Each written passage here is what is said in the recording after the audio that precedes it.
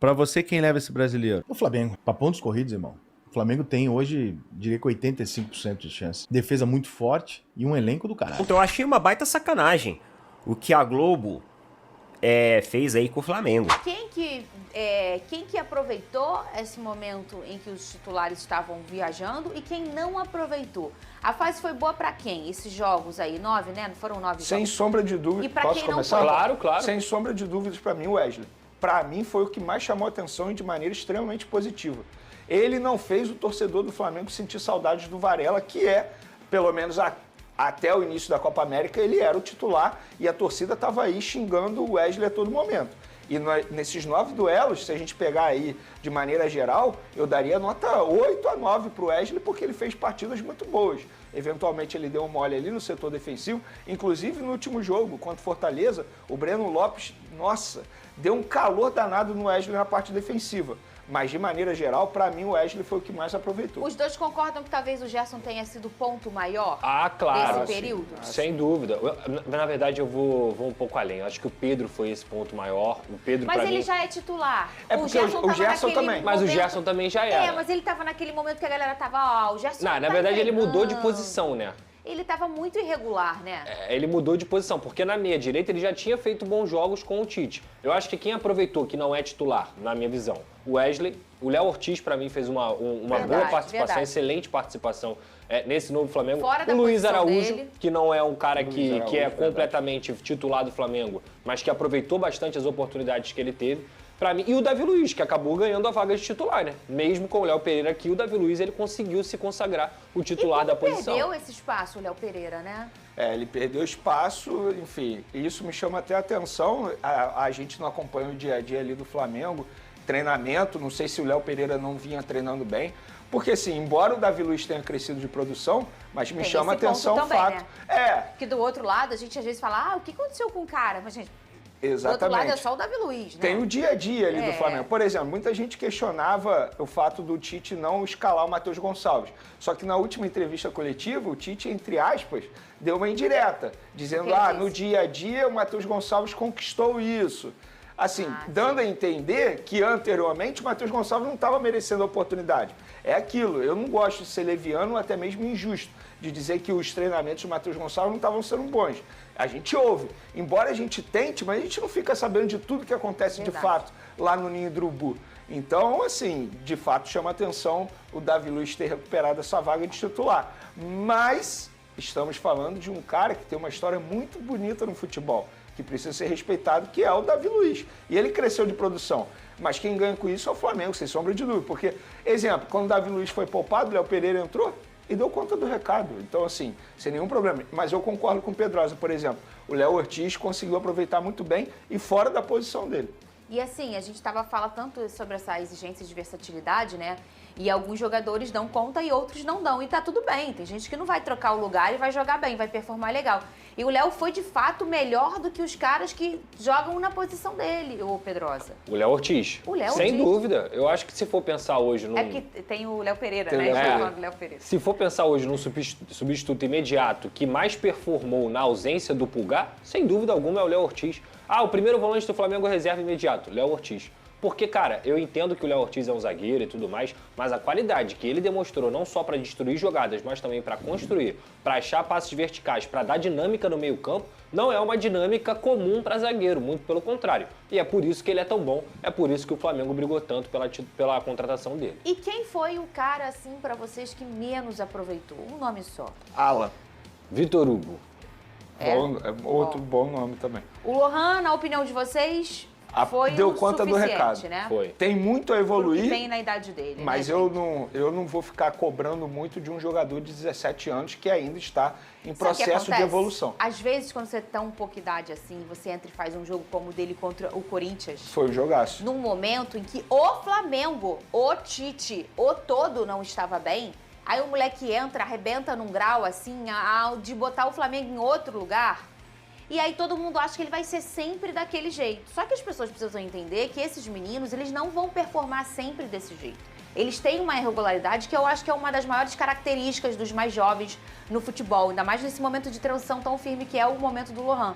Então, acho que ele acabou colocando a régua dele. Não que ele não consiga entregar mais aquele jogo, mas que sempre não vai ser daquele jeito, Veneza. Fernandinha, o torcedor, ele tem o direito de exigir isso, eu entendo, mas quem precisa entender que ele precisa evoluir é o próprio jogador. Se ele não entender isso, ele não vai evoluir. E ele precisa evoluir em muitos fatores. Por exemplo, ele retém muita bola em determinados momentos. A marcação dele, quando o Flamengo está sem a bola, não é a ideal. Ele precisa entender que o futebol de hoje existe uma intensidade muito grande a todo momento, não é só quando ele tem a bola. Se ele não entender que ele precisa evoluir esses fatores, ele não vai evoluir, não adianta. Mas eu acho que ele é um garoto extremamente, digamos assim, talentoso, não só com a bola nos pés. Mentalmente falando, Sim. a gente percebe que o Lohan também é um cara extremamente evoluído nesse sentido. Então, acho que ele começou a entender, até porque o Tite sabe fazer esse trabalho muito bem nos bastidores.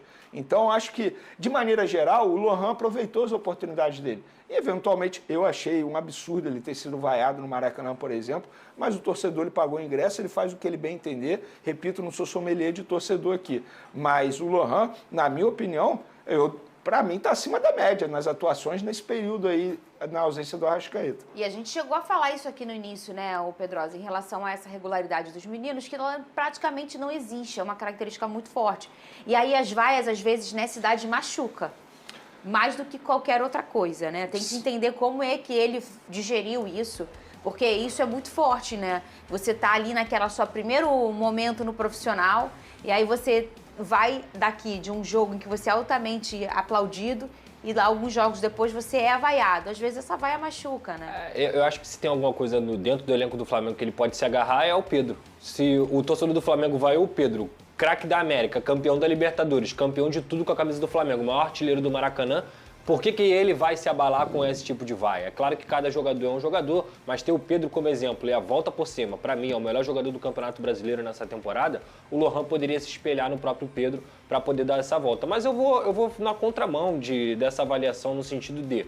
Eu acho que esse período foi maravilhoso para o Lohan. Maravilhoso para ele ganhar casca, maravilhoso para ele se adaptar a ser um titular do Flamengo que requer muita responsabilidade, maravilhoso para ele entender o que é a pressão na torcida. Então, o processo de amadurecimento do Lohan nesse período foi muito importante. Talvez se não tivesse Copa América, o Lohan só ia jogar em 2025 com frequência. E o Flamengo conseguiu dar essa bagagem para ele. Ô, Venê, tá aqui, ó, a pergunta aqui, ó.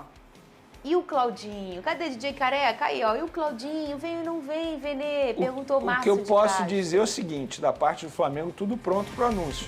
Nesse vídeo... anúncio? Pro anúncio, porque nesse vídeo ele aparece de camisa branca numa TV, entendeu? Então, assim, da parte do Flamengo, tudo pronto. Mas o Zenit está fazendo... Inclusive, só uma atualização rápida. O Zenit agora ofereceu uma renovação de contrato ao Claudinho, fazendo a mesma coisa que fez na época do Wendel. Mas a gente sabe que quando o jogador quer jogar em outro clube, é difícil a ver o que vai acontecer. Eu vi uma imagem. Ele aparece de camisa branca do Flamengo. Dando mais um spoiler aí. A nova velha. Para com isso, Venê. O povo fica com um trabalho danado pra fazer essas apresentações.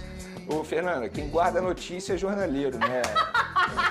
Ó, já. E nesse caso você não tá vendo. Eu não tô divulgando, não tô estragando nada. Só Mas tá dando falou um que tá spoiler bom. acontecendo. Pô, qual spoiler? Pelo contrário, estou valorizando o trabalho dos amigos. Parabéns, porque tá bonito. Ó, o Laurenti seguiu aquele primeiro superchat, ele mandou mais um, que ele falou que é difícil torcer pela seleção quando a seleção chama 5 jogadores do Flamengo. Ele falou assim, a CBF é eleita por 27 federações. É ela que deve mudar o calendário, nenhum clube assina nenhum calendário. O calendário atual é responsável por isso tudo. Pô, mas todo mundo fala que assina, pô. O clube como aprova. é que você acha que... Vamos supor, então, 27 federações me elegeram. Qual é a possibilidade que eu tenho, politicamente e normalmente, de chegar para as 27 federações e falar, vou tirar o seu único campeonato? Nenhuma, zero. Cara. Só quem pode fazer isso são os clubes. Não tem como você chegar para quem te elegeu e falar que você vai... A tua primeira coisa que você vai fazer é tirar do salário a única coisa que eles têm. Não vai fazer isso. Também acho. Tem que entender... Antes de mais nada, a gente tem que entender quem é o real culpado. E em cima, se o clube é o real culpado, tem que ir no clube. Claro. Se a federação a culpada tem que ir na federação. Alguém tem que tomar uma atitude. Sim. Porque no final das contas está prejudicando a qualidade do nosso campeonato. Claro. A qualidade do gramado do Maracanã, por exemplo. A gente tem seguramente, o nosso campeonato é um dos 3 melhores do mundo. Você imagina se cuidam do nosso futebol com carinho, com respeito para que os jogos melhorem, tenha condição e tal. Cota, a gente segura os meninos aqui até os 21, 20. Isso. Traz os que estão com 30 na Europa. A gente tem um puta campeonato. Isso. Puta campeonato. Isso. Também acho. Só que olha, por exemplo, olha o Grêmio jogando. Olha o Galo jogando. O Galo era o melhor time do Brasil 2 meses atrás. Isso. Machucou, convocou, perdeu 7, 8 lá. Não tem como, irmão. Não tem como. Hoje ele apanha todo mundo. Amanhã, hoje, quando o São Paulo vai voltar uma porrada. Tomara que não seja hoje a reabilitação, mas o Grêmio, perdeu o centroavante. Não tem outro. Perdeu o menino da base, que era o reserva. O Galdino não funcionou. O Grêmio não tem que colocar. Tá apanhando pra caralho. Não tem, vai jogar. Mas o Kahneman e o Jeromel contratou agora. O Rodrigo Caio, que tem uma condição física complicada. Agora pra ver se consegue. Por quê? Porque não tem banco. E vai precisar do banco, porque vai machucar. Vai machucar todo mundo. E vai ter mais convocação. Vai machucar, irmão. Claro. O João Ferreira mandou 5 aqui também. Falou, Rica, te acho um cara foda demais. Curto muito seus vídeos. Com você não tem mimimi. Fala na lata o que é preciso. Pra você, quem leva esse brasileiro? O Flamengo. Palpite BetSat. Flamengo. Não. Acho que pontos corridos com Tite e elenco, Flamengo. A receita é muito forte pro Flamengo. Onde o Flamengo podia se fuder, não se fudeu, né? Não, a receita do bolo ali pro Flamengo é muito boa. Um treinador extremamente regular, com um time extremamente consistente, defesa muito forte e um elenco do caralho. Pra pontos corridos, irmão. O Flamengo tem hoje, diria que 85% de chance. Claro que tem um Botafogo ali, o Flamengo... O que pode mudar isso? Os outros campeonatos. Você tem que focar nos outros campeonatos em algum momento e jogar com o time reserva brasileiro. Isso pode acontecer. Sim. E aí pode mudar. Mas, por outro lado, eu acho que essa época sem os jogadores titulares foi importante para reafirmar esse elenco, né? Forte. E mesmo sem o Gabigol, o Flamengo seguiu. Vocês viram aí, né, falando de dirigentes e tudo mais, o Marcos Braz, ele não vai continuar na vice-presidência do Flamengo. A informação aí é do Mauro César Pereira. Vamos ver aqui, ó. À frente da vice-presidência de futebol do Flamengo, desde o início da gestão Landim, em 2019, Marcos Braz deixará o cargo no final do ano, independentemente do resultado das eleições do clube. O vereador já comunicou ao atual presidente que não seguirá na função. Muitos torcedores do Flamengo comemorando essa notícia, falando, opa, graças a Deus. Mas uma coisa eu acho que é importante a gente ressaltar aqui. Ele teve erros e acertos, né? É importante a gente dizer que eu acredito que no primeiro ciclo de gestão do Marcos Braz, ele acertou muito dentro do Flamengo, fazendo boas contratações, sendo um cara que atuava também na parte de mercado. Embora ele seja um vice-presidente, todo mundo sabe que intimamente ele tá ligado às negociações ali do Flamengo. E embora nas últimas temporadas aí, na última temporada, no último ano, teve uma série de desgastes com o torcedor, se envolveu aí em alguns episódios, como aquele lá da mordida lá no shopping, né, da mordida na virilha. Enfim, acabou desgastando um pouco a imagem dele. E ele já vinha de muito tempo dentro dessa função e desse cargo do Flamengo. Então, da mesma forma que é bom oxigenar elencos também de futebol, é bom também você oxigenar a gestão. Obviamente, desde que você escolha pessoas certas para isso. Então eu acredito que tem sim um aspecto positivo essa mudança, desde que a escolha para o substituto seja uma escolha técnica. Eu vou ser sempre a favor de escolhas técnicas e não de escolhas ali baseado na popularidade ou baseado na política. É que agora, como o Flamengo vai se encaminhando aí, né, para o fim de uma gestão, assim como acontece em outros clubes também, o mundo político ele fica muito turbulento, porque aí você tem quem concorda, quem discorda, você tem os tropeços da gestão. Na última temporada, a temporada de 2023 foi uma temporada ali muito caótica para o Flamengo, em relação à não conquista de vários títulos, a um time com, embora elenco caro e investimento caro, sem retorno de títulos, e isso acaba pesando. Em 2024 agora, o Flamengo voltou aos eixos, reorganizou a rota, recalculou a rota e caminha ali para um rumo certo. vocês sabem como que é a política interna. Vocês sabem que os opositores, eles batem de frente, eles pressionam. E o Marcos Braz já vinha com uma imagem desgastada em relação a episódios dentro do futebol e também fora dele. Qualquer mudança que leve em consideração a parte técnica, ela é positiva sim. Desde que vem uma pessoa ali de um nível de experiência melhor, mais técnico, para assumir essa gestão. São respostas aí que a galera, os torcedores flamenguistas vão ter apenas nos próximos meses, né? Quando essa dança das cadeiras da política ela acontecer. Puxando aí a pauta de Flamengo ainda, já que a gente entrou nesse assunto, eu achei uma baita sacanagem o que a Globo fez aí com o Flamengo. A Globo, ela estava em uma disputa judicial, né, sobre propriedade ali, intelectual e tudo mais, da utilização da expressão mais querido. A expressão mais querido é uma expressão que veio lá da década de 80, em que os torcedores, né, do Flamengo começaram a chamar o Flamengo de mais querido e era comumente utilizada nos canais oficiais do Flamengo. Ah, o Flamengo assim, assim, assado, então o mais querido agora avalia as possibilidades. Ah, o mais querido, isso e aquilo. E aí a Globo foi lá e bateu contra, dizendo que o slogan mais querido é de propriedade intelectual da Globo, proibindo o Flamengo de utilizá-la. Cara, eu acho isso uma tremenda sacanagem. Por quê? Porque, vamos lá, se a expressão mais querido ela é utilizada para se referir ao Flamengo, cara, o que a Globo tem a ver com isso? O Abel sempre tem mania de falar Avante Palestra, né? Aí a Globo vai lá e registra o slogan Avante Palestra para colocar nos comerciais dela. Palmeiras e Botafogo, tal disputa, não sei o quê. Avante Palestra, vamos glorioso! Aí eles vão lá e registram isso e proíbe o Palmeiras de utilizar essa expressão nos seus canais oficiais. E aí, eu vi um torcedor do Flamengo falando assim, a Globo pode até impedir o Flamengo de utilizar a expressão, mas ela não vai impedir os torcedores de ecoar o mais querido. Mas aí eu pensei, vamos lá, se a expressão mais querido agora é de propriedade da Globo, vocês concordam comigo que a intenção da Globo é utilizar essa expressão de alguma forma para fazer uma referência à emissora e não só ao time do Flamengo? Porque assim, se ela tem essa intenção de ter a propriedade intelectual desse slogan, alguma coisa ela quer com isso, alguma estratégia ela tem com isso. Quando os torcedores começarem a ecoar mais querido no estádio, querendo ou não, indiretamente, a Globo ela pode ser beneficiada, já que o slogan agora é de propriedade dela.